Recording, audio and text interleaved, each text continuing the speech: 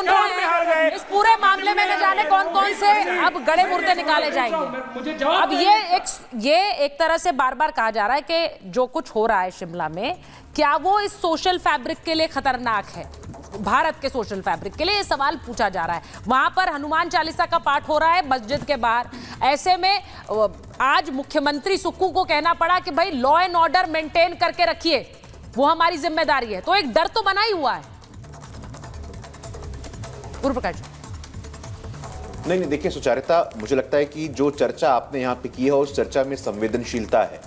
कोई भी मुद्दा हो, उस मुद्दे को हिंदू बनाम मुसलमान, कांग्रेस बनाम बीजेपी, इसे देखने की आवश्यकता नहीं है। लेकिन हम सबको ये ध्यान रखने की आवश्यकता है सुचारिता, ये आपका दायित्व है, पॉलिटिकल एक्टर होने के नाते हमारा दायित्व है कि सर्वोच्च क्या है, टॉप मोस्ट प्रायोरिटी क्या है। तो टॉप मोस्ट प्रायोरिटी है public order, top most priority है public safety, top most priority है कानून व्यवस्था। लॉ एंड ऑर्डर के स्थापना में कोई भी चीज यदि बीच में आएगी तो हमें संविधान की तरफ पलट के वापस जाना चाहिए। लेकिन जानबूझ करके, मैंने शुरुआत में भी कहा था और आपसे दोबारा कह रहा हूं, कुछ लोगों ने, कुछ पॉलिटिकल एक्टर्स ने जो तुष्टीकरण का एक नंगा नाच यहां पे खेला हुआ है कि हर कीमत पे हम अपीजमेंट करेंगे, हर कीमत पे हम अपीजमेंट करेंगे। इस अपीजमेंट की मानसिकता से बाहर निकलने की आवश्यकता है और दोबारा संविधान में जाने की आवश्यकता है। मैंने शुरुआत में आपसे कहा था कि कांग्रेस पार्टी अपने ही बिछाए हुए जाल में फंसती हुई दिख रही है। आपने शुरुआत तो अपीजमेंट से की, लेकिन आज आपके ही नेता, आपके ही वरिष्ठ नेता, आपके ही मंत्री विधानसभा के फ्लोर पे जब आपको आईना दिखाने का काम करते हैं तो कांग्रेस के लोग भी कंफ्यूज्ड है। हमारे लिए, बीजेपी के लिए सर्वोच्च प्राथमिकता सुचारिता लॉ एंड ऑर्डर थी, लॉ एंड ऑर्डर है और लॉ एंड ऑर्डर रहेगी। देखिए, वहां हिमाचल के ही मंत्री नेता हैं हरीश जनारथा, वो कह रहे हैं कि एक मस्जिद अवैध कैसे हो सकती है।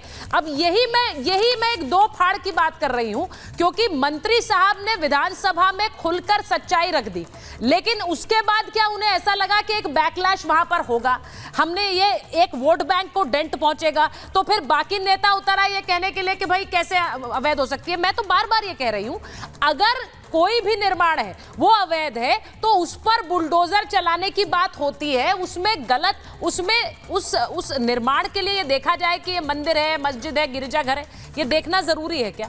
देखिए, बिल्कुल ये देखना जरूरी है, लेकिन मैं फिर बयान पे आता हूँ। मुझे पूरे बयान के अंदर आप दोबारा पढ़ लीजिए। हाँ। मुझे एक बयान में ऐसा बता दीजिए कि वो बयान किस तरह की तुष्टीकरण पैदा करता है। हाँ, किसका बयान के अंदर जिस हमारे मंत्री की बात कर रहे हैं, अगर एक नहीं, वो तो तुष्टीकरण कर ही नहीं रहे हैं, वो तो खुलकर कह रहे हैं। दे रहा हूं जवाब। वो आप तो उल्टा सवाल पूछ रहे हैं। नहीं कर रहे हैं, वो तुष्टीकरण कर ही नहीं रहे, वो तो सीधे कह रहे हैं अवैध है। ना वो तुष्टीकरण कर रहे हैं, ना वो तुष्टीकरण कर रहे हैं। वो अपने बयान के अंदर देश के उस हालात को बता रहे हैं और उस हालात के लिए लॉ एंड ऑर्डर की तरफ जा रहे हैं। जो अभी अभी आपकी डिबेट में करा एक मार्क्स ने, उन्होंने क्या किया कि एक कौम, एक देश के नागरिक को सरेआम कह दिया।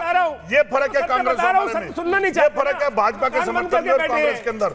अगर बात अभी तक ये बोला नहीं आपने, बात कही गई तो उसके अंदर कह गई, लेकिन इनको बर्दाश्त जो नहीं हो रहा है। सरकार के अधीन, पॉलिटिकली जो गेम है वो सामने, ये फर्क है हमारे में। अच्छा, एक बार मैं जरा एक चीज और सुनाना चाह रही हूँ। संजीव जी, मैं आपके पास आऊंगी, लेकिन कुछ दिनों पहले हिमंत बिस्व शर्मा जो कि असम के मुख्यमंत्री हैं, उन्होंने डेमोग्राफिक चेंज को लेकर एक बयान दिया था, जिसको लेकर हमने एक बहस भी की थी। मुमताज जी, आपको याद होगा, जरा एक बार वो बयान सुनिए, क्योंकि जब हम जो तस्वीर शिमला की देखते हैं, मैं आपसे लूंगी, लेकिन एक बार जरा सुनिए कि वो कह क्या रहे थे जब वो असम की बात कर रहे थे। आज सवाल ये उठ रहा है कि क्या वो सिर्फ असम की बात कर रहे थे। जरा सुनिए पहले। बदलते डेमोग्राफी मेरे लिए, मैं असम से आया हूं, ये मेरे लिए बहुत बड़ा मुद्दा है। इसलिए मैं असम में, बंगाल में हर दिन, मेरा असम में मुस्लिम पॉपुलेशन 40% हो चुका है। 1951 में 12% था, आज असम में मुस्लिम पॉपुलेशन 40%, हम जिला की जिला खो चुका है। अच्छा, अब वो ये कह रहे हैं कि मैं असम से आता हूं, मेरे लिए ये मुद्दा बहुत, मैं इसको लेकर भावनात्मक हूं और मैं यहाँ पर मियां मुसलमानों को यानी बांग्लादेशियों को नहीं घुसने दूंगा।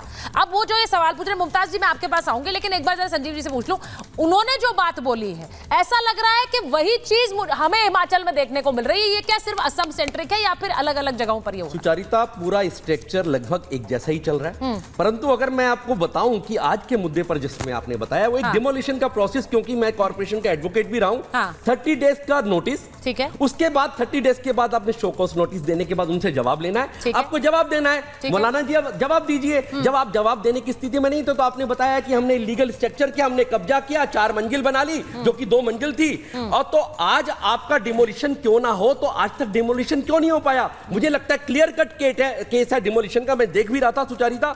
और जहां तक रहा वक्फ प्रॉपर्टीज, उसका एक लाइव एग्जांपल, जीता जाता एग्जांपल है कि कहीं पर भी कब्जा कर लेना, उंगली दिखाकर अपनी प्रॉपर्टी बना लेना, तो ये एक बहुत बड़ा प्रश्न चिन्ह है जिसको ठीक करने की जरूरत है, जिसको लॉ में, कॉन्स्टिट्यूशन में लाने की जरूरत है। और चौथी बात कि जब तक ये हिंदू मुसलमान के ऊपर निकलकर नहीं आएंगे, एक और बात मैं सिर्फ कहना चाहता हूं पॉलिटिकल पार्टीज के लिए, आचार्य विक्रमादित्य जी ने एक अपना बयान दिया, ठीक है, वो उनके पॉइंट ऑफ व्यू से हो सकता है, परंतु आप देखिए रिएक्शन मेरे दोनों मुस्लिम भाइयों ने नहीं दिया, हिंदू ने भी करा, गलत बात इन्होंने दिया, एक देश के नागरिक ने करा, कोई मुस्लिम ने नहीं करा, कांग्रेस ने रिएक्शन दिया।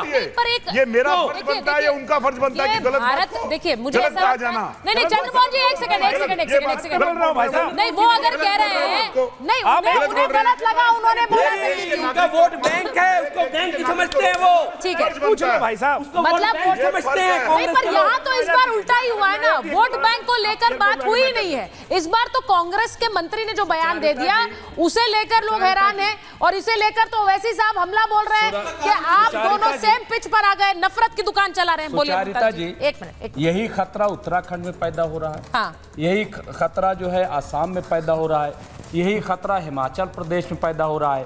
मुल्क की टोटल आबादी जो हो रही है वो 150 करोड़, एक मिनट 150 करोड़ के करीब हो रही है, हाँ। उसमें मुसलमानों की जो आबादी दिखाई जा रही है वो 20 करोड़ दिखाई जा रही है, 130 करोड़ जो है आबादी वो मुसलमान है ही नहीं, हाँ। इसके बावजूद जो डेमोग्राफी है वो चेंज हो रही। हाँ। मुझे बड़ी हैरत है कि कौन सा कैलकुलेशन करते हैं, हाँ। ये कौन सा गुड़ा भाग ये लोग करते हैं, ये सिर्फ और सिर्फ ऑर्गेनाइज वे में मुसलमान और पोलराइजेशन, और अब ये चलन हो गया है कि हिंदू पॉकेट्स क्रिएट, और अब चलन हो गया है कि हिंदू तुष्टीकरण की जाए। अब क्यों चलन हो गया? ये आरोप तो बहुत पहले से आप लोग बीजेपी पर लगाते हैं, ये आरोप तो बहुत पहले से आप लोग बीजेपी पर लगाते हैं, हिंदू तुष्टीकरण, हाँ। ये इस तरफ जो है ये चलन आज से कैसे हो गया? ये आरोप तो बहुत पहले से बीजेपी पर आप लोग लगा रहे हैं, आज थोड़ी लगा रहे हैं हिंदू तुष्टीकरण का, ये आरोप अभी लग रहा है। आप कह रहे हैं एक नया चलन हो गया, ये आरोप तो बहुत पहले का है, लेकिन कोई कहता नहीं था, हाँ। लेकिन अब जो है जिस तरीके से चीजों को दिखाया जा रहा है, जिस तरीके से